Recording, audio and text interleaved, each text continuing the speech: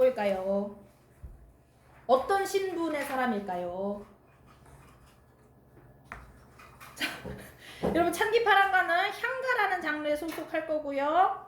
향가라는 장르는 신라시대 때 지어 부른 노래거든요. 그럼 신라시대의 노래고 기파랑이라고 부르는 사람이에요. 이 사람의 신분은 뭘까? 한국사 시간에 화랑의 존재에 대해서 배우지 않았나요? 그래서 이 사람은 화랑이야. 그 화랑을 이렇게 부르는 이 별명 같은 거라고 해야 될까? 그 명칭들이 있거든요. 이 사람은 기파라는 자를 받은 화랑인 거예요. 그죠? 기파랑이라고 부르고요. 그러니까 기파랑이라고 하는 어떤 화랑을 예찬하는 노래다. 예찬하는 노래고요. 창기파랑가는 향가, 신라시대에 부른 노래고 향찰이라는 표기 방식으로 기록한 노래가 되겠습니다. 향찰이라는 표기 방식은 뭐냐면요. 아직 한글이 만들어지기 전이기 때문에 중국의 한자를 빌려와가지고 우리나라 말을 독특한 방식으로 기록을 한 거예요. 한자를 빌려서 우리나라 말을 기록한 독특한 방식, 신라시대의 표기 방식을 향찰이라고 부르고요. 그 향찰이라는 표기 방법을 써가지고 향가라고 부르는 거고요. 향가는요, 종류가 3가지 정도가 있어요. 4구체, 8구체, 10구체가 있는데요. 이 숫자가 의미하는 건 줄의 수예요. 행의 수. 그러니까 4줄짜리, 8줄짜리, 10줄짜리 향가가 있고요. 이 10줄짜리 19채 향가는 다른 말로 사뇌가라고도 하고 여러분들은 보통 19채 향가를 제일 많이 공부를 해요. 왜냐면 이 19채 향가가 가장 정제되고 가장 완전한 형식이다. 그래서 19채 향가를 많이 공부를 하게 될 겁니다. 여러분들은 19채 향가의 특징도 몇 가지 알아놔야 돼요. 크게 2가지. 19채 향가는요 3단 구성으로 구성되어 있어요. 대부분의 작품에서는 4줄, 4줄, 2줄로 3단 구성을 구분을 하는데요. 이 마지막 2줄을 낙구라고 하는 용어로 부릅니다. 그리고 19채 향가의 2번째 특징은 뭐냐면요, 바로 이 마지막 2줄 낙구의 처음 시작을, 낙구의 첫 머리를 어떻게 시작해야 된다? 감탄사로 시작해야 한다라는 전통이 있어요. 그래서 여러분들은 향가가 기본적으로 어떤 갈래인지, 그리고 향가 중에 19채 향가의 특징이 뭐가 있는지를 아셔야 되고, 이러한 19채 향가의 특징 크게 2가지 정도 적었는데 이 2가지 특징은 다 어디로 영향을 줬다? 후대의 한 장르인 시조라고 하는 장르에 영향을 주었다까지 알고 있으면 가장 기본적인 거는 여러분들이 다 체크를 한 거야. 시조는 고려시대 말에 발생해서 조선시대에 유행한 장르니까 당연히 향가보다 나중에 만들어진 장르예요. 향가가 시조한테 영향을 줬겠죠? 그죠? 지각하신 분은 여기 프린트 하나 챙겨가시고요. 오케이. 자, 그래서 우리는 향가 그리고 찬기파랑가라고 하는 19채 향가에 대해서 한번 공부를 해보겠다라는 겁니다. 자, 그럼 내용 봐야겠죠? 내용 한번 볼게요. 자, 현대어 풀이로 볼 거고요. 시작을 어떻게 시작하냐면 흐느끼며 바라보네. 자, 흐느낀다라는 거, 울고 있다라는 거잖아요. 울면서 시작을 해. 근데 우리 제목에서 뭐라 그랬어? 기파랑 찬양하고 예찬하는 거라 그랬잖아. 예찬을 해야 되는데 왜 울고 있는 걸까? 예찬의 대상인 기파랑이 현재 부재하기 때문에 울고 있는 거야. 하지만 예찬을 하긴 할 거야. 그죠? 지각한 주제에 그 느적느적한 걸음걸이는 뭐지? 프린트 챙겨서 들어가세요. 아니, 프린트 챙겨서 여기 프린트 챙겨서 날 봐야지. 뭐 하는 거야 지금? 보지도 않고서 지금 어디를 가려고, 그죠? 웃기는 친구예요, 그죠? 하여튼 방해돼 정말로, 그지? 자, 흐느끼며 바라본데 왜 흐느끼며 바라보느냐? 예찬의 대상인 기파랑이 어쨌든 지금은 곁에 없기 때문에, 부재하고 있기 때문에, 부재하는 대상에 대한 그리움 때문에 그 사람을 추모하면서 흐느끼고 있는 거다. 이렇게 정리하시면 돼요. 흐느낌의 이유는 정리를 했습니다. 자, 흐느끼면서도 어쨌든 무언가를 바라본대요. 무엇을 바라보냐면 이슬을 밝혀주는 밝은 달을 바라봐요. 그리고 그 달이 흰 구름을 따라서 떠간 언저리, 그 주변을 바라봐요. 그 주변에 뭐가 있냐면 모래를 가르고 있는 물가가 펼쳐져 있어요. 그리고 그 물가 근처에 기랑이 기파랑입니다. 기파랑의 모습과 비슷한 수풀이 있어요. 그 모든 걸 쭉 바라보고 있는 거야. 흐느끼면서. 그러면 흐느낌의 이유는 기파랑 때문에 흐느끼는 거잖아요. 그죠? 기파랑을 생각하면서 바라보는 대상들도 다 기파랑이랑 연결을 지어서 여러분들은 해석을 해주시면 되는 거야. 자, 그럼 하나씩 네모 박스 친 거 하나씩 의미 부여해 볼게요. 달이라는 건 일단 밝은 녀석이죠. 광명의 대상입니다. 광명의 대상이고요. 화자가 지금 우러러 보고 있어요. 화자가 우러러 보는 대상이다. 기파랑이랑 연결지어서 의미 부여한다면 기파랑이 가지고 있던 고결한 인품을 상징 혹은 비유하는 시어로 보면 되겠다. 기파랑 생각하면서 바라보는 자연물이니까 기파랑이랑 연결지어서 생각해준다라는 거. 자, 밝게 빛난다라는 점에서 기파랑의 고결하고 깨끗한 성품. 자, 그리고 모래가른 물가. 물가는 또 깨끗하겠죠. 맑고 깨끗한 기파랑의 인품이랑 연결 지어주면 됩니다.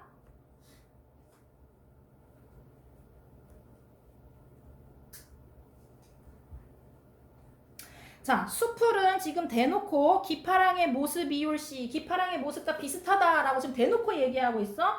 수풀은 기파랑을 떠올리게 하는 소재.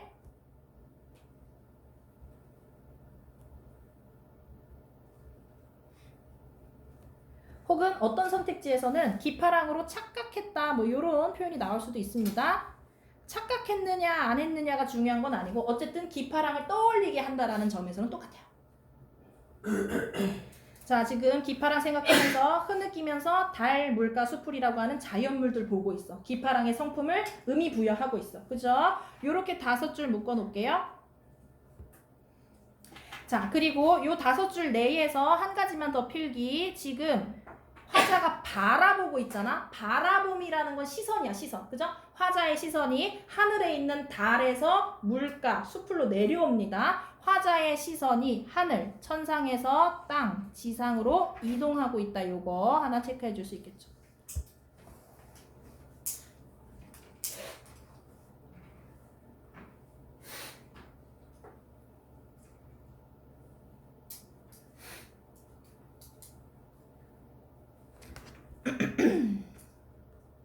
자, 5줄 정리했으면 여기 3줄 또 묶어서 한번 가볼게요.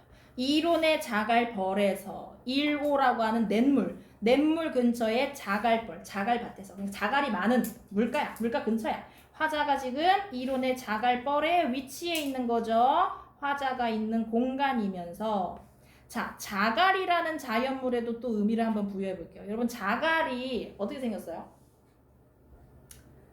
자갈이 뭔지는 아실 거 아니야. 자갈이 어떻게 생겼나요?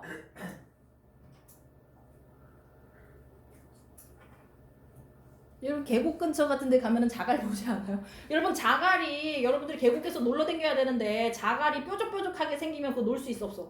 없어. 자갈은 돌멩이지만 상대적으로 어떻게 생겼어? 약간 둥글둥글하게 생겼어요. 그죠? 자갈은 둥글둥글하게 생긴 돌멩이란 말이야. 그죠? 그러면 자, 둥글둥글하다라는 점에서는 뭐랑 연결짓냐면 기파랑의 원만한 성격. 자갈은 원만하면서도 어쨌든 돌멩이니까 딱딱할 거 아니야? 강직한 기파람의 성품을 의미하는 시어다. 이렇게 분석을 합니다.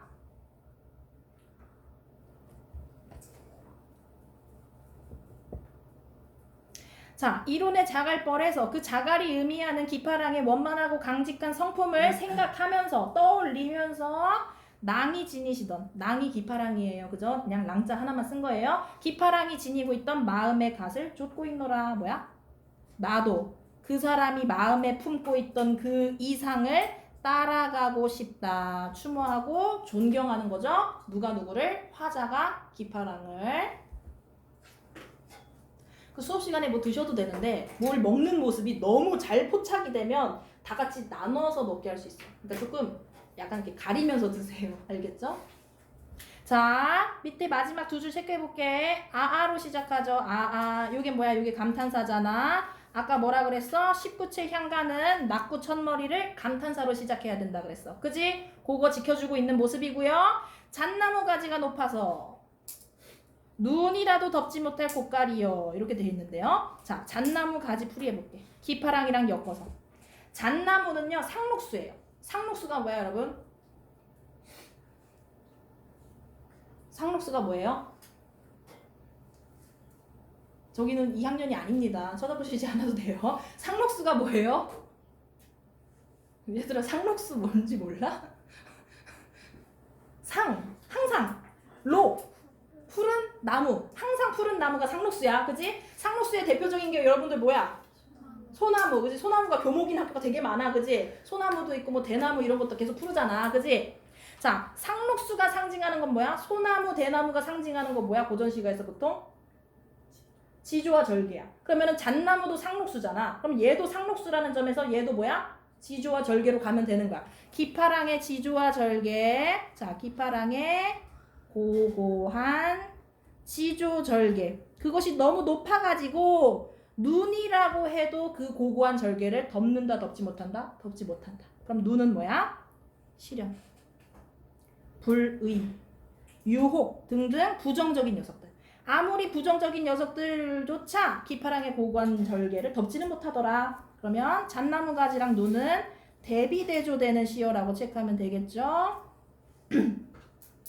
그 다음 눈이라도 덮지 못할 고깔이여라고 했는데, 고깔은 화랑의 우두머리를 칭하는 표현이고요.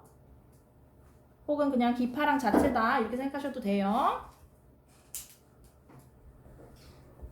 자, 고깔 이여라고 했으니까 현대어 풀이 기준으로 뭐뭐여라고 했으니까 이거 영탄법에 해당되겠죠. 체험 뒤에 혹격조사. 자, 하나만 더 체크하면 돼. 자, 잣나무 가지 내가 방금 상록수라 그랬죠? 그럼 사시사철 푸른 나무일 거야. 그죠? 그러면 잣나무라고 딱 했을 때 여러분들은 머릿속에서 푸른색의 이미지 떠올리시면 됩니다. 그리고 눈은 딱 봐도 뭐야? 눈은 딱 봐도 흰색의 이미지를 가지고 있는 시어죠. 그러면 잣나무 가지와 눈이라는 시어는 긍정이냐 부정이냐라는 점에서도 대조 대비가 되지만 가지고 있는 색채 이미지로서도 어떻게 된다? 색채 이미지로서도 대비가 된다. 이렇게 체크해 주시면 돼요. 색채 이미지 대비. 푸른색이랑 흰색 이 부분.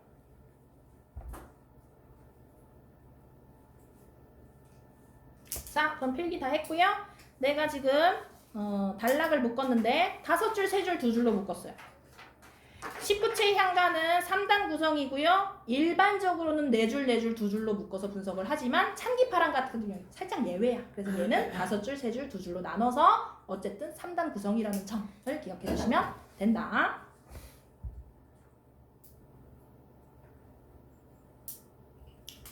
필기 다 했니? 자, 그러면 시간 조금 드릴게요. 문제 풀어봐야겠죠? 1번부터 8번. 내가 시켜볼 거야. 시켜볼 거야. 자, 여러분 1번 보세요. 비유적 표현을 구사하고 있다. 요거 어떻니? 우리 기파랑을 의미하는 시어 달이라든지 뭐 물가, 숲을 이런 거 기파랑에 대한 비유라고 볼 수 있을까? 괜찮죠? 자, 이상과 현실을 대비시키고 있다. 요거 어때요? 딱 봤을 때 맞다라는 생각이 바로 들어?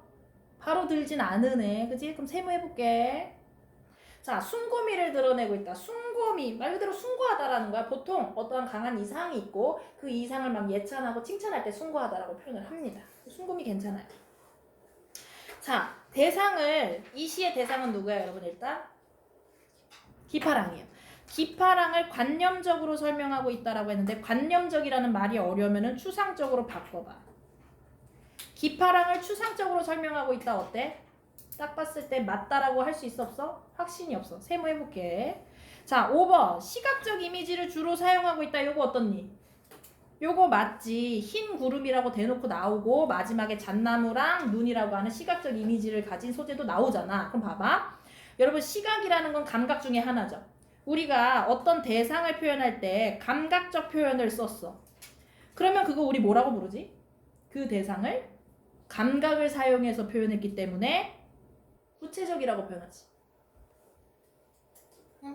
그러니까 어떤 대상이 이렇다 저렇다 하는 것보다 시각, 청각, 후각, 미각, 촉각을 동원하면 상대적으로 구체적으로 설명한 게 된단 말이야. 그럼 보세요. 5번 선택지는 맞는 선택지야 지금. 5번 선택지는 맞는 선택지인데 5번 선택지 바꿔 말하면 뭐다? 대상을 구체적으로 설명하고 있다가 된다고. 그러면 4번 선택지랑 뭐가 생겨? 모순이 생겨. 그죠? 4번 선택지는 대상을 추상적으로 설명하고 있다고 하고 5번 선택지는 대상을 구체적으로 설명하고 있다고 하잖아. 모순이 생기잖아? 4번이 틀린 거야. 4번이 틀린 거고 자 2번은 어떻게 맞느냐 이상과 현실을 대비시키고 있다라고 했어. 그럼 대비라는 표현을 우리가 본문에서 어디다가 필기를 했냐면 색채 이미지 대비랑 여기 잣나무 가지랑 눈 대비대조 된다. 이 부분에서 필기했었어. 그러면 눈이랑 잣나무 가지를 통해서 이상과 현실을 각각 대입시켜 보자고. 잣나무 가지라는 건 뭐야? 화자가 따르고자 하는 기파랑이 보여준 화자에게 있어서 일종의 이상적 경지인 거야. 그지? 이상은 잣나무 가지가 되는 거야. 결국 그 자체로. 그러면 현실은 뭐라고 하면 돼? 잣나무 가지랑 대비되는 눈. 눈은 어떤 녀석이니까? 현실에 존재하는 현실적 실현이니까. 이렇게 풀이하면 맞는 말 되는 거지. 그죠?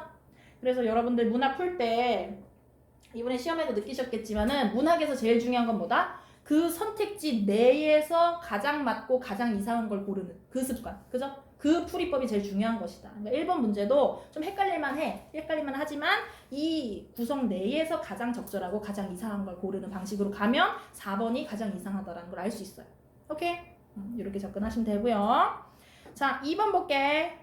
1번은 이렇게 해놓고서 2번은 너무 쉽게 나왔잖아. 그지? 2번에 몇 번이야, 여러분? 지수야, 2번에 몇 번이니? 5번? 그렇죠. 5번이죠. 대상에 대한 흠모, 따르고 싶고, 따르고 싶다라는 점에서 사랑스럽고 이런 걸 흠모라고 하거든요.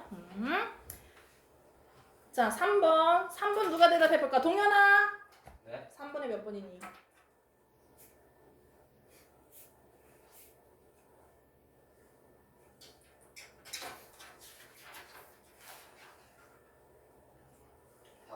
4번. 그죠? 4번이 정답이고요. 나머지 한 번씩 볼게. 1번은 우리가 겨울방학 동안에 공부를 한 작품인 것 같아요, 여러분. 느껴졌니? 느껴졌어? 안 느껴졌다라는 표정이네, 그지? 뭐 하고 있는 거야? 화자의 태도. 딱 봐도 뭐야? 기다림. 그죠? 딱 봐도 기다림 1번은. 2번은 뭐야? 초혼. 이름 부르고 있어. 근데 그 이름이 어떤 이름이래? 부서진 이름이고 헤어진 이름이고 주인 없는 이름이야.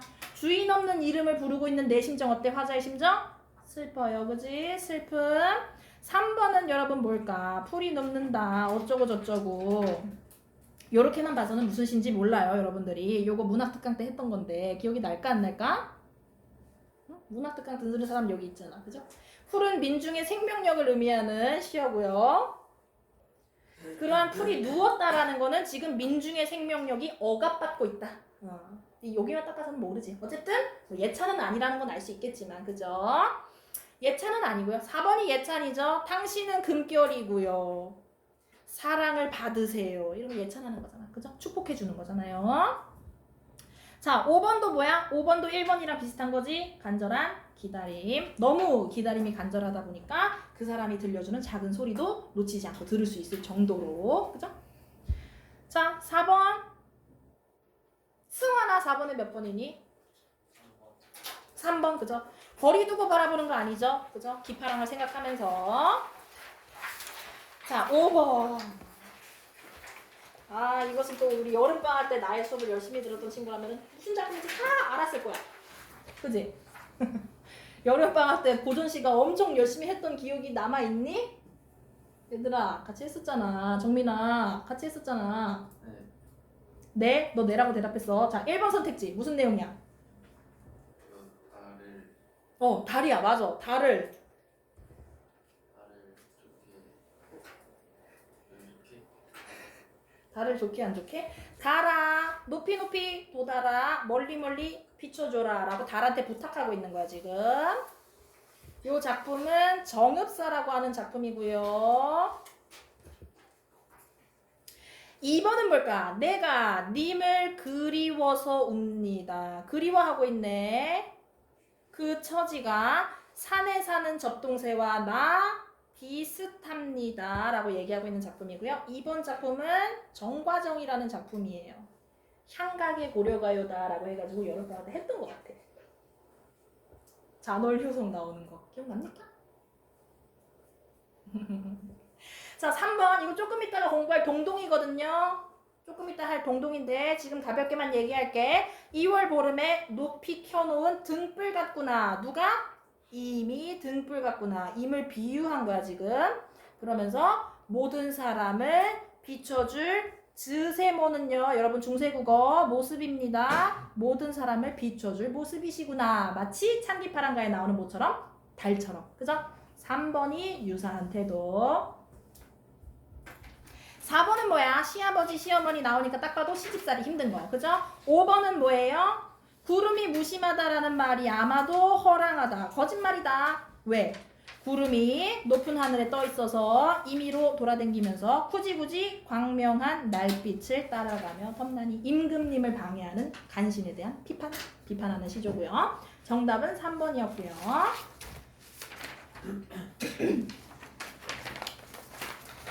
자, 6번.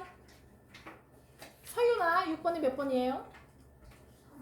3번이죠, 그죠? 화자가 있는 공간이고 부정적 현실이라고까지 풀이할 필요는 없고요. 자, 7번. 불교의 염원. 불교 나와 안 나와? 창기파랑가? 불교 안 나와. 개인의 정서를 주관적으로 표현하고 있다. 이거는 무조건 맞을 수밖에 없지. 뭐라면? 시라면. 그죠? 시의 개념이잖아. 대상을 통해 자신을 되돌아보며 반성해야 하네. 반성은 안 하고요. 기억에는 기파랑에 대한 마음이 구체적으로 드러난다. 맞고요. 구체적. 괜찮죠? 자, 4번. 자, 8번에 제망매가가 나왔네. 우리 제망매가 지난 시간에 했었지. 근데 지난 시간에 안 온 사람도 있지. 그리고 제망매가 모르는 사람도 있지. 빠르게 복습할게요. 그죠? 제망매가 지난 시간에 하지 않았어? 문제로 나와서? 지난 시간에 왔던 사람들 좀 얘기 좀 해줘봐요. 했는지 안 했는지. 하지 않았니? 그죠? 자, 보기 볼게요. 죽고 사는 길이 여기 있으니 머뭇거리고 여기는 이승. 자, 제망매가 여동생이 죽었어요. 나는 살아있어요. 여동생 죽은 거 생각하면서 죽음과 삶에 대해서 생각을 하니까 나는 아직 살아서 이승에 있지만 그래도 무서워서 머뭇거리게 되더라. 그죠? 자, 나는 간다는 말도 못하고 여기서의 나는 화자가 아니고 죽은 누이. 자, 나 죽는다 말도 못하고 죽었는가 안타까워하고 있어요. 어느 가을 이른 바람에 일찍 분 바람이니까 누이의 요절을 암시하는 시어였고요. 일찍 불었다라는 점에서 이른 바람에 여기저기 떨어지는 잎과 같이 떨어지는 잎은 죽은 누이를 비유한 표현이었었죠. 비유 중에서도 가치가 있으니까 지규법이고요. 한 가지에 나서 한 가지는 뭐야? 누이와 나의 같은 부모, 같은 부모님을 은유한 표현이었고요. 가는 곳을 모른다. 같은 부모 밑에서 태어났는데 너는 죽고 나는 살아있네. 인생이라는 게 참 더덥다. 인생 무상이었고. 자, 나오네요. 자, 제망매가도 10부치 향가라서 낙구의 감탄사로 시작을 하는 거고요. 자, 미타찰에서 너를 만나볼 나. 미타찰은 불교에서 얘기하는 극락세계. 너를 만나볼 나. 여기서 나오는 나가 화자고요. 즉 뭐야? 나도 죽고 나면 너가 가 있는 극락세계로 가겠지. 그럼 극락세계에서 너랑 나는 죽은 상태로 다시 만나겠지? 이렇게 얘기하는 거야. 그렇게 될 나는 살아있을 동안은 어떻게 하겠다? 돌을 닦아서 기다리겠다. 너를 잃어버린 슬픔을 종교적으로 극복해 승화시켜 나가 보겠다. 그죠? 슬픔의 종교적 승화. 자, 제망매가랑 창기파랑가의 공통점을 찾아라. 경민아, 이거 몇 번이냐?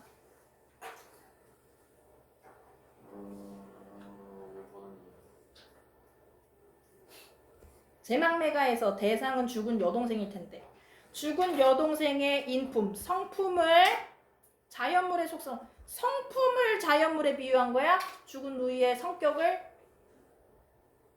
성민아? 2번이지, 2번. 좋아.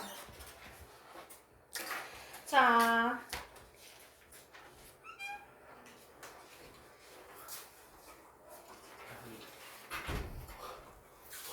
자료 챙겨가세요. 동동으로 갈게요. 여러분들 자꾸 공부에 손실 내지 마세요. 공손실. 공부에 손실 내지 마, 얘들아. 공부는 남들 할 때 같이 해야 돼. 나중에 혼자서 복습해가지고 하려면 얼마나 힘든지 아니? 그치? 남들 할 때 같이 해야 좋아요. 효율이 그렇다는 거야, 효율이. 남들이랑 같이 하면 30분 만에 끝날 거 혼자 하면 3시간 걸리잖아, 그치? 공부는 남들이랑 같이, 그치? 그리고 앞에서 주줄줄 떠드는 사람 있을 때 그때 열심히 해야지. 혼자 하려고 하면 잘 안 돼. 많이들 아실 거야, 그치? 혼자 하는 공부가 얼마나 힘든지. 뭐야? 지각하지 말라는 소리 길게 하는 거야, 그치? 지각하지 마세요. 4페이지 펴주세요. 동동이 있어요. 동동으로 갑니다.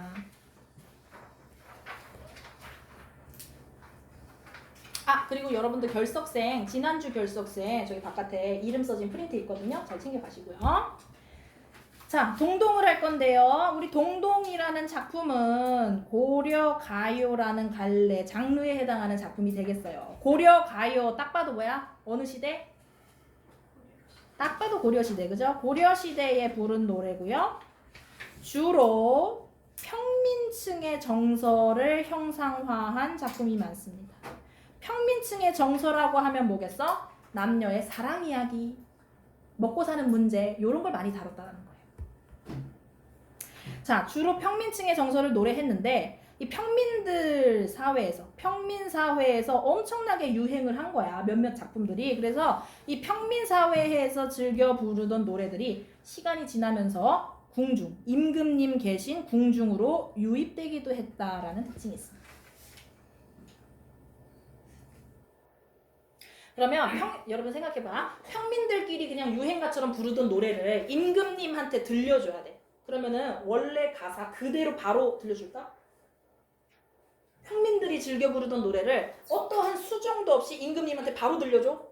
좀 곤란하더라는 거야. 임금님한테 들려주기 위해서 약간 첨삭해야 되는 부분들이 있어요. 그죠? 그래서 고려가요는 임금님에게 들려주기 위해서 살짝 가미된 부분들이 있을 수 있는데 그걸 또 찾는 것이 하나의 문제다라는 이따가 한번 찾아봅시다. 자, 고려가요 어쨌든 고려시대에 주로 평민층의 정서를 담은 노래를 말하는 것이다. 자, 고려가요는요 여러분 일반적인 형식상의 특징을 잘 알고 계셔야 돼요. 고려가요에 속하는 작품들의 일반적인 형식상의 특징. 그러면 뭐야? 예외도 있긴 있다라는 거야. 자, 어쨌든 일반적인 걸 먼저 공부하고 예외는 나중에 개별적으로 공부를 하는 겁니다. 일반적인 거 먼저 볼게요. 3가지 정도가 있어요. 첫 번째, 음보는 삼음보. 그 다음에 연과 연 사이를 띄워놓습니다. 분연체 혹은 분절체라고 부르고요. 마지막으로 후렴구가 발달을 했어요.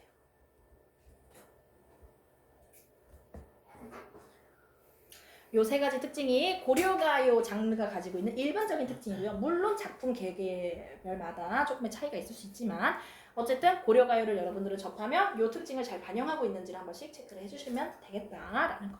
자, 동동이라는 작품은요. 기본적으로 남녀간의 사랑과 관련된 노래입니다.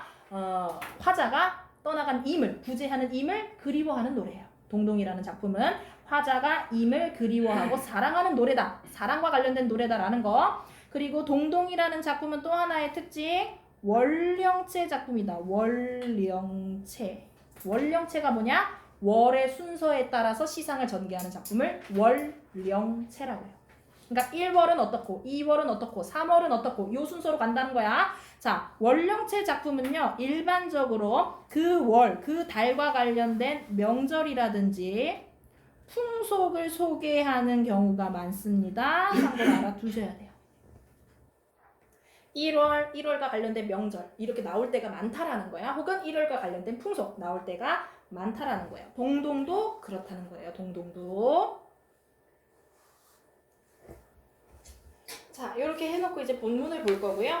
혹시나 모를까봐 얘기합니다. 슬래시가 쳐져 있는 기준, 그 부분을 기준으로 행이 나눠지는 거예요.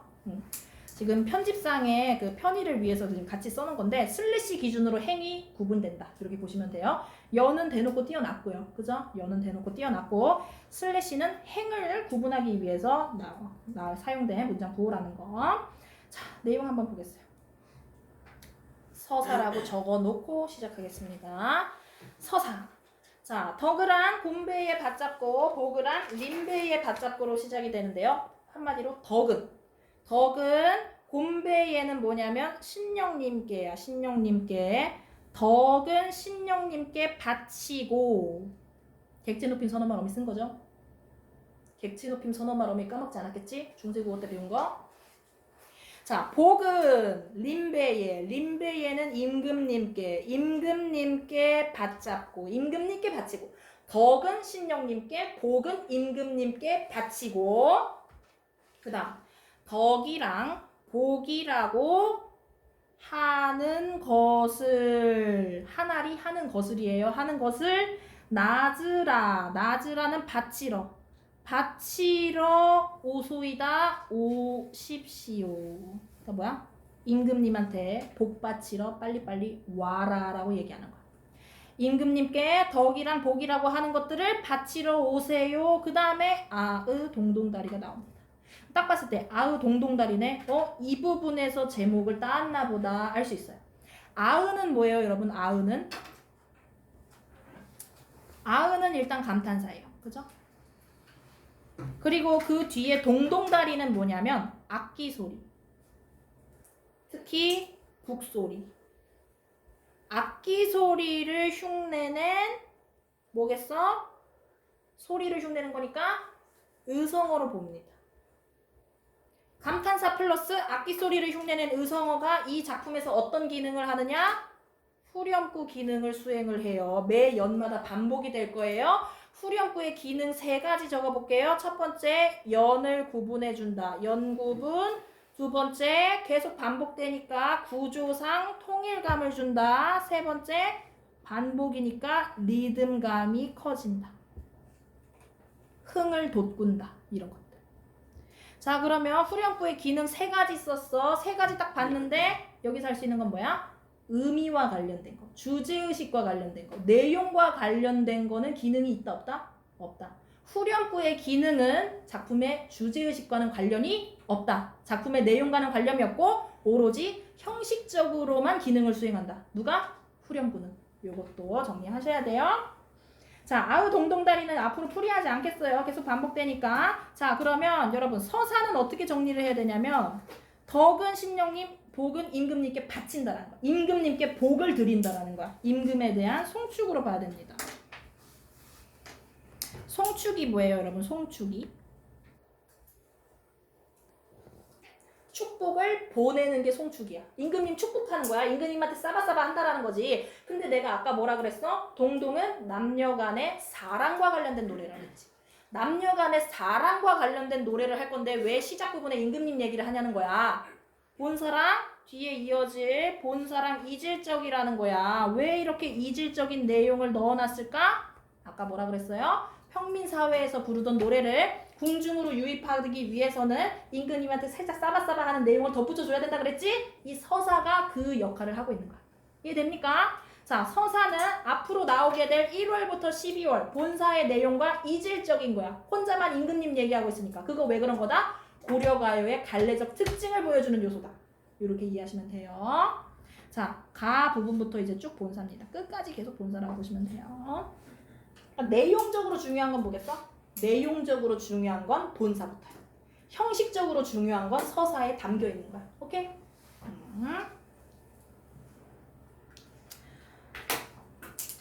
자, 본사부터 한번 가보도록 하겠습니다. 자, 1월부터 시작을 할 거예요. 정월이 1월입니다. 1월, 그 다음에 시옷 나와 있네. 시옷 어떻게 해석하면 돼?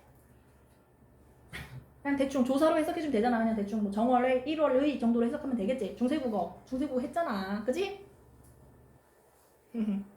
자, 1월에 날인물을 나오는데요. 냇물이에요. 냇물. 1월의 냇물은 어저녹저 하는데 어저녹저는 얼었다가 녹았다가. 자, 현대어 풀이는 음이랑 많이 차이 나는 부분만 좀 적겠어요. 정월의 냇물은 얼었다가 녹았다가 하는데 냇물은 얼었다가 녹았다가. 자, 그 다음 누릿 가운데 낙원이라고 돼 있네요. 세상 가운데 나서는 태어나서는 이겠지. 세상 가운데 태어나서는 누가? 나는 세상 가운데 태어나서인 거야. 여기서의 몸은 화자의 몸을 얘기하는 거겠죠? 냇물은 얼었다가 녹았다가 하는데 세상 가운데 태어난 나는 그 뒤에 뭐라 그래? 홀로 혼자서겠죠? 멸셔. 여다는 살아가다. 나는 혼자서 살아가네. 인 거야. 그러면 이렇게 바꿔셔야 돼요. 냇물은 얼었다가 녹았다가 상태 변화가 있어. 나라는 사람은 어때? 임과 떨어져서 임과 이별해서 혼자 살아가고 있는 그 상태. 변화해 안 변화해? 나는 변화가 없어. 냇물은 변화가 있지만 나는 변화가 없어. 또 하나, 냇물은 녹을 수 있어. 따뜻하게 풀릴 수 있다라는 거야. 나라는 사람은 어때? 사랑하는 사람이 곁에 없으니까 나의 꽁꽁 얼어붙은 마음 풀려 안 풀려? 안 풀려. 어쨌든 여러분들이 아셔야 되는 건 뭐야? 냇물이랑 화자는 특징이 반대되고 있다는 걸 여러분들은 아셔야 되는 거야. 냇물이랑 화자는 어떤 소재들이다? 서로 대조되는 소재들이다. 서로 대조되는 시어다. 요걸 아시는 게 중요해요. 어떤 점에서? 변화가 있느냐 없느냐, 녹을 수 있느냐 없느냐라는 점에서. 자, 이렇게만 풀이하면 됩니다. 그럼 뭐야? 1월에서 중요한 건 냇물. 냇물은 화자랑 대조되는 자연물이다. 이렇게 정리하시면 되는 거야. 자, 1월 1년이 아니고 쏘리 1월이에요. 1월 정리하면 외로운 신세 한탄이 되겠다. 왜? 사랑하는 사람이랑 떨어져 있어서.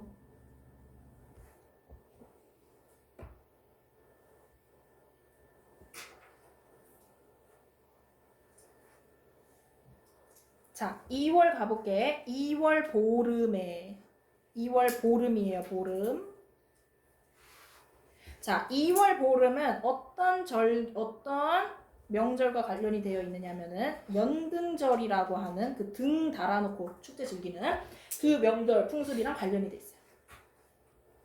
자, 연등절에 높이 켠 등불 다호라. 아까 선택지로 봤던 그 부분이네요. 그죠? 높이 켜놓은 등불 같다. 자, 다호라라고 나오는데요. 다호라는 현대어 풀이가 여러분 뭐뭐 같구나야. 같구나. 등불 같구나로 해석하시면 돼. 그러면 등불 같구나라고 했으니까 같다 지규법이야. 뭐뭐 하구나 감탄형 종결음이 썼으니까 동시에 영탄법이야. 다호라가 나오면 지규 플러스 영탄. 요거 그냥 자동으로 체크해 주시면 돼요.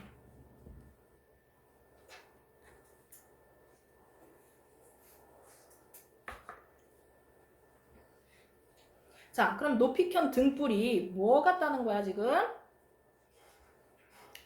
임의 훌륭한 인격 같다는 거야. 자, 지금 이 작품 2월에서요. 본인이 사랑하는 남자 임의 훌륭한 인품을 등불에다가 비유하고 있는 거예요. 높이 켠 등불, 임의 훌륭한 인품을 비유한 표현이다. 비유 중에서 같구나니까 지규법이다. 자, 임과 등불이 어떤 점에서 비슷해? 모든 사람을 비춰줄 모습이시다 라는 점에서 비슷해. 즈세모는 모습. 그럼 2월의 내용은 여러분 어떻게 정리하면 되겠어요? 임에 대한 예찬. 사랑하는 사람에 대한 예찬인 거야. 우리 임은 성격이 너무 좋아가지고 마치 높이 켜놓은 등불 같습니다 라고 얘기하고 있는 거죠. 여러분 이거 지금 새로운 거 하는 거 아니야. 여름방학 때 있었던 사람들은 여름방학 때 다 했어요. 그려봐요 한 번씩. 자, 3월 나며 개한. 3월이 되면서 핀. 만춘은 늦봄이에요. 늦봄에 달외고지여라고 되는데 달래꽃, 진달래꽃입니다. 3월이 되면서 핀, 늦봄에 진달래꽃이여 하고 있는 거야. 이 진달래꽃도 누구야? 임의 아름다운 모습을 비유한 시어야.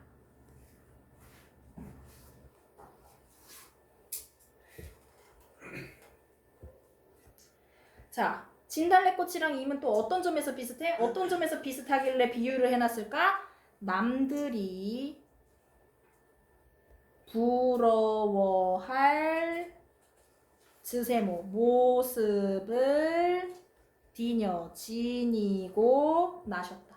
남들이 부러워할 만한 아름다운 모습을 가지고 태어났다라는 점에서 진달래꽃이랑 임이랑 비슷해. 그래서 임의 모습을 진달래꽃한테 비유를 했어요. 그럼 3년도 2년이랑 똑같은 거죠. 임에 대한 예찬.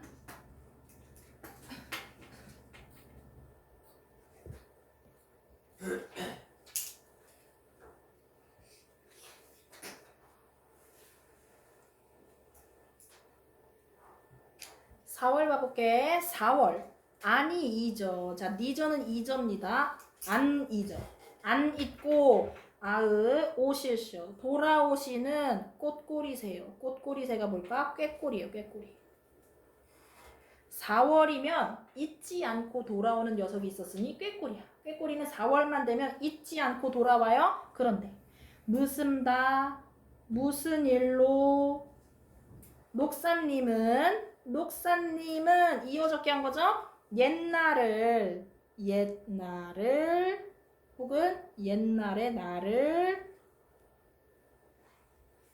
잊고 계신지요.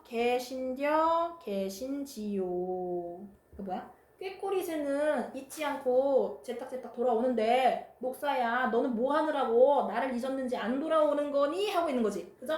녹사님이 누군가? 이 작품에서의 녹사님이 지금 임입니다. 녹사라는 건 여러분 이 당시의 관직명이에요. 관직.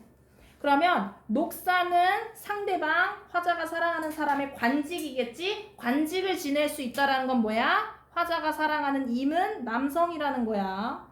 그러면 화자는 자동으로 누가 되는 거야? 여성이 되는 거야.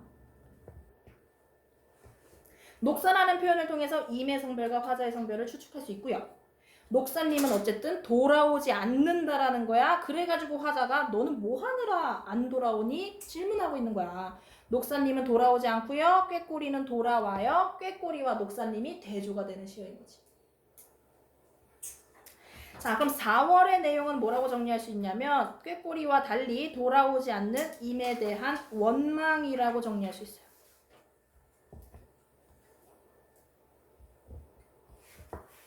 자, 그럼 지금 4월까지 갔다. 여기서 한 가지 더 잡아야 돼요. 뭐냐면 아까 서사랑 본사랑 이질적이라 그랬지. 서사는 임금에 대해서, 본사는 사랑에 대해서 얘기하니까. 근데 본사만 떼놓고 봐도 본사의 전개 방식도 어때? 1월에서 외롭다고 한탄하다가 2월, 3월에서 갑자기 임 칭찬하다가 4월 되니까 갑자기 방금 전까지 칭찬하다가 다시 원망하잖아. 그러면은 한탄하다가 칭찬하다가 원망하는 이 흐름이 본사 내부에서의 흐름이 지금 일관적이야, 일관적이지 못해? 일관적이지 못해. 그러니까 이 작품은 서사와 본사도 이질적이지만 본사 내부에서도 통일성이 떨어지는 작품이다. 이렇게 정리하실 수 있는 거야. 오케이? 그러면 5월 가볼게. 자, 5월 5일은 무슨 날인가요? 여러분들 기준으로 얘기하지 말고 5월 5일은 단오죠, 단오. 그죠? 자, 단오의 수린날은 단오의 다른 명칭입니다. 단오날에 아침 약은, 단오에 이제 약을 먹어요. 아침에 약을 먹는 풍습이 있어. 그 약은 즈문 해를 장존하실 약이라 받잡노이다, 받칩니다라는 거지. 이 약은 즈문 해를 장수할 수 있는 약이야. 즈문 해는 어떻게 풀이하면 돼? 즈문은 무엇의 고유어일까요?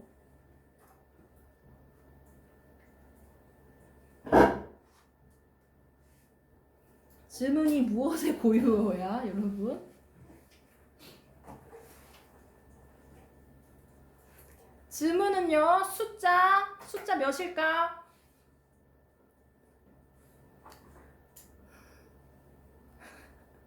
숫자 1000의 고유어예요, 여러분. 1000은 한자입니다. 1000이라는 표현은 한자 표현이고요. 즈문이 고유어예요. 그죠? 천년을이겠지. 그러면은 이 약은 1000년을 장수할 수 있다고 하는 약이라서 내가 너한테 바치고 싶다라는 거야. 그러면은 이 약에 담겨 있는 건 뭐야? 화자의 임에 대한 사랑과 정성이 담겨 있는 거지. 뭐야? 방금 전까지 원망하다가 5월 와서는 갑자기 임의 장수를 기원하고 있는 거야. 임의 장수 기원. 그죠? 그러니까 동동은 여러분 각각의 월을 해석하는 것도 중요하지만 그 월에서 가장 핵심이 되는 시어들이 있어요. 그 시어들을 기준으로 조금 분석을 하는 게 중요합니다. 1월은 뭐 냇물, 2월은 등불, 3월은 진달래꽃 이런 식으로. 자, 6월 보름으로 갈게요. 6월 보름 여러분들 잘 모르겠지만 유두일이라고 하는 풍습과 관련이 있고요. 뭐 하는 날이냐면은 머리 감고서 머리 이렇게 빗고 이러는 날이에요. 옛날에는 머리를 맨날 못 감잖아. 그래가지고 자, 별해 버린 빛. 요건 뭐냐면 별해가 벼랑이야. 벼랑에 버린 빛. 다호라니까 역시나 같구나겠지. 지규랑 영탄. 벼랑에 버린 빛이라는 시어가 나와. 이 시어는 누구를 비유한 시어냐면 버려진 신세잖아. 누구겠어? 화자로 가는 거야. 화자의 처지를 비유하는 시어로 쓰인 거야.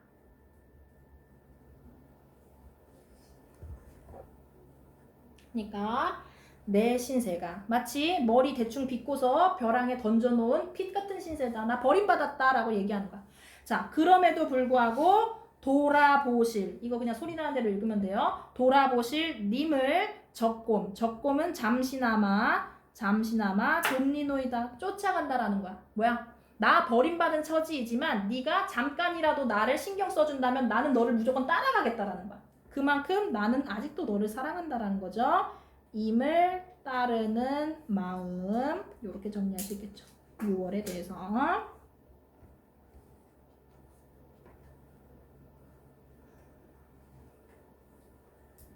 7월 가볼게. 7월 보름은요 백중일이라고 하는 명절과 관련이 되어 있는데요. 생소하죠 사실. 연등절 빼고는 단오랑. 백중일 그냥 명칭만 알아두시면 됩니다. 백종 배하여 두고, 백종은 뭐냐면 100가지 종류, 100가지 재물이라고 생각하면 돼. 100개인지 아닌지가 중요한 게 아니고 그냥 많은 재물. 백중일에는 많은 재물을 배하여 뒀다라는 건 차려뒀다라는 거예요. 차려놓고, 재물을 차려놓고 뭐 하겠어? 기도하겠지, 소원 빌겠지. 재물 차려놓고서 무슨 소원을 비는지가 중요하겠죠? 님을 한데 녀가져라는 소원을 빕니다. 님을 한데 녀가져 소원을 빕니다 라고 되어 있는데, 자, 님을 한데 녀가져 풀이할게요. 임과 함께 살아가고 싶네로 해석하시면 돼요.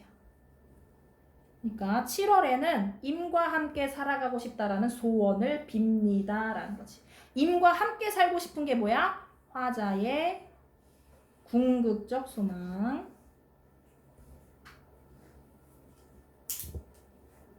자, 7월은 어떻게 정리하면 되겠어요? 임과 함께 하고 싶은 소망. 임과 함께 지내기를 소망.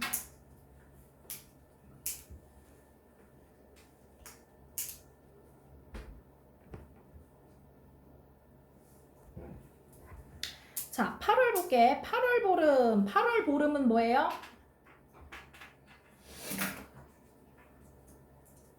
추석, 한가위. 자, 8월 보름은 가베 날이지만, 가베가 한가위예요. 다른 명칭입니다. 8월 보름은 한가위이지만 님을 외셔려군. 임을 모시고 다니거든, 혹은 다녀야만.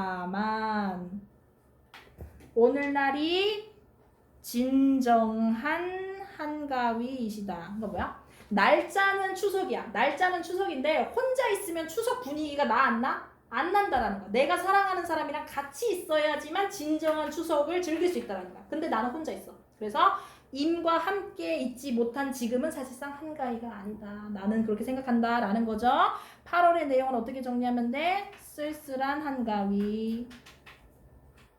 함께 있어야만, 함께 다녀야만 진정한 한가위일 텐데, 이렇게 있는 거야. 이렇게 한탄하고 있는 거야. 자, 9월 9일은 중양절. 중양절에 약이라 먹는 황화고지. 자, 고지읒이 꽃이에요, 여러분. 국화꽃입니다. 노란 국화꽃. 자, 9월 9일 중양절에는요, 국화꽃을 약으로 먹는 거야. 약이라고 생각하고 먹는 그런 풍습이 있어. 노란 국화꽃이 안해 드니 들어오니, 자, 세셔 감안하여라. 그러니까 뭐야? 중양절 됐으니까 이제 국화꽃 먹자 해가지고 국화꽃 따가지고 이제 준비를 한 거야. 국화꽃을 착 준비를 했어. 근데 이 국화꽃 나눠 먹을 임이랑 같이 있어? 떨어져 있어? 떨어져 있어. 그러니까 나 기분 안 좋다라는 거야. 세셔 감안하여라는 두 가지로 해석을 하는데요. 첫 번째는 갈수록 아득하구나. 뭐가 아득해? 임과 재회에서 행복하게 보낼 시간이 갈수록 아득하다. 이미 없으니까. 두 번째는 뭐냐면 초가집이 조용하구나. 초가집이 왜 조용해? 꽃만 가득 따다 놨지. 꽃을 같이 먹고서 대화 나눌 상대가 없으니까 조용하구나. 어쨌든 국화꽃은 있지만 이미 없어가지고 중양절을 즐기지 못하고 있구나라고 풀이하시면 되고요. 9월의 내용은 뭐라고 정리하면 되겠어? 임의, 부재로 인한 외로움이라고 정리하시면 되겠죠.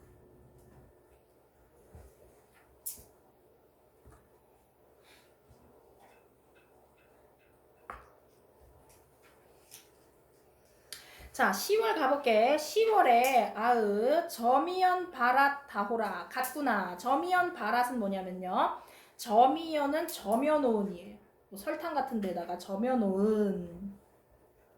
바랏은요, 두 가지로 해석되는데 뭘로 해석하든 큰 상관없습니다. 첫 번째는 고로쇠. 고로쇠 나무 아시죠? 그 고로쇠.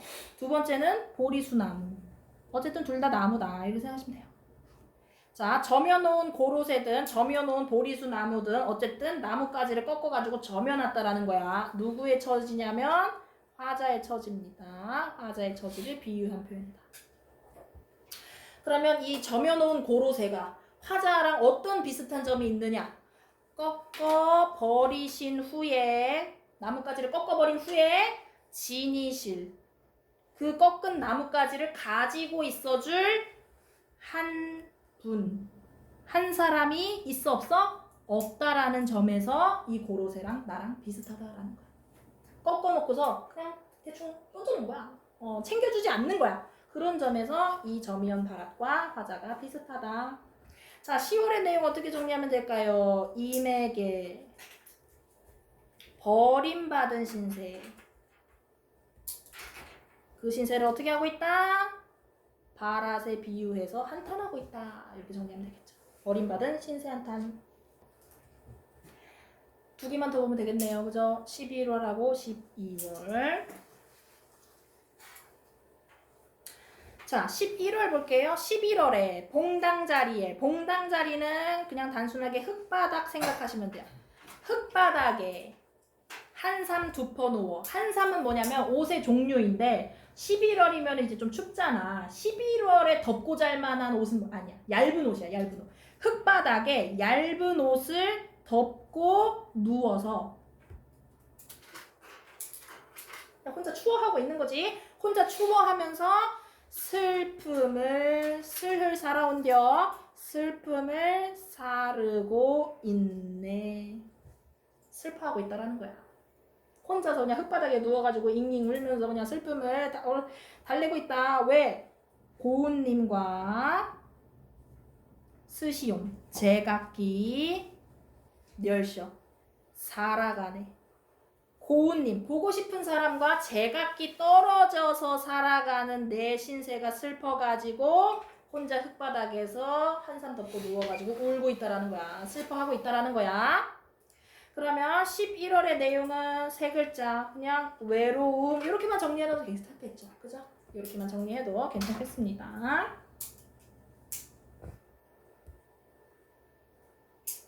마지막 12월에 분디남 기억. 자, 분디나무. 남기억이 나무인 거 아시죠? 중세국어 때 했습니다. 분디나무. 그냥 나무라고 생각하면 돼. 분디나무가 중요한 게 아니야. 그치? 나무로 꺾은. 꺾은이 아니고 깎은. 나무로 깎은 나즐이라고 돼 있는데 그냥 차려 올릴 정도로 해석하면 됩니다. 분디나무로 깎은 차려 올릴 반 있죠. 반은 소반. 그 밥 먹기 위한 키가 낮은 그 식탁 생각하시면 돼요. 밥을 먹기 위해서 쓰는 키가 낮은 식탁 그 위에 소반 위에 올려놓은 저는 젓가락 같구나라는 거야. 누가? 내 처지가 화자의 처지 비유.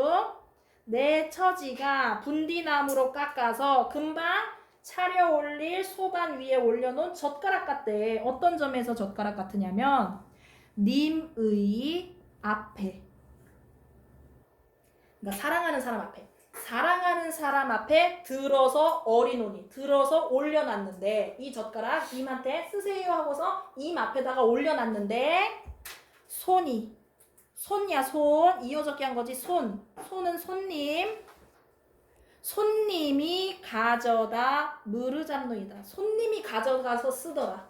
이 젓가락 임을 위한 젓가락인데 생판 딴 사람이 그냥 낚아채 가서 쓰더라. 여기서의 손님은 임이 아닌 다른 사람이라는 거.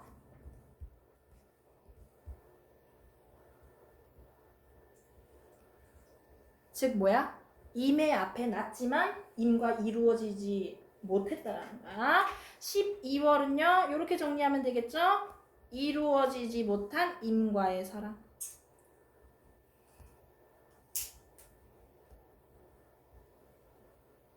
임과의 사랑이 이루어지길 기다렸는데 임은 돌아오지 않고 임은 부재하고 웬 딴 사람이 와가지고 소반의 저와 비슷한 처지인 나를 낚아채가더라. 그죠? 이렇게 정리가 되겠죠. 그럼 결국 동동은 뭐다? 임과 이루지 못한 사랑에 대해서 슬퍼하는 작품이 되겠다. 그죠?